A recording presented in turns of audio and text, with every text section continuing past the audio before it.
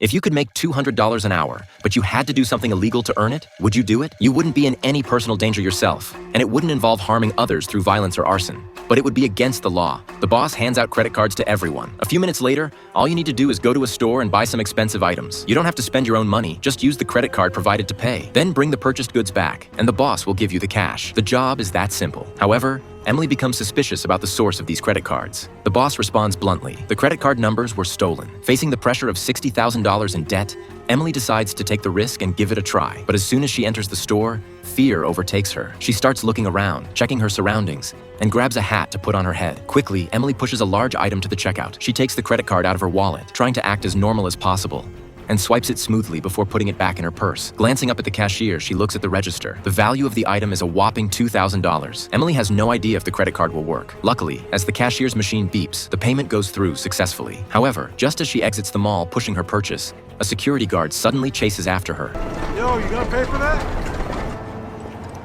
Sorry?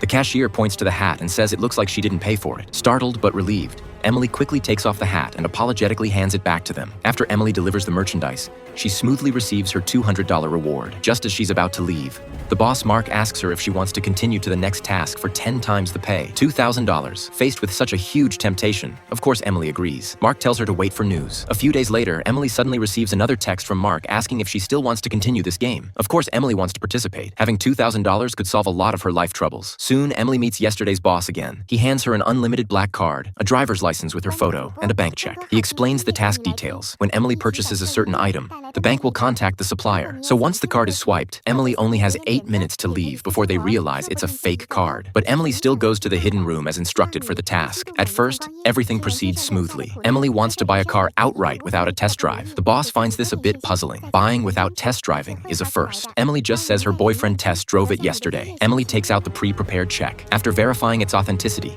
the boss asks how she will pay the remaining amount. The woman quickly hands over the black card and driver's license. The boss doesn't suspect anything and directly swipes the card. Everything goes exceptionally smoothly. After Emily finishes paying, the boss takes out an agreement for her to fill out before she can drive the car away. Emily turns and sees there are only 3 minutes left. She rapidly signs the agreement. With all the procedures done, the salesman leads Emily to the car. However, just as Emily starts the engine, the salesman outside receives a phone call. He then knocks on the window, indicating for Emily to open up. Emily quickly glances straight ahead and sees the gate is wide open. The salesman tells her that due to a small issue, she needs to return to the office. Scared and hesitant, Emily is surprised when the salesman directly opens the car door and pulls her out. Emily fights back and immediately gets back in the car. She steps on the gas pedal in a panic, realizing that going back now will certainly mean trouble. The credit card fraud has directly turned into robbery, but after speeding away not too far, Emily's nose hurts tremendously. She slams on the brakes and finds she broke her nose in the chaos. Instinctively looking back, she sees the salesman also quickly chasing after her in a car. Emily flees at full speed, trying to lose them by turning, but unexpectedly gets blocked by a truck in her path. Due to copyright restrictions, I can only share the movie with you up to this point. The name of this movie is Criminal Emily.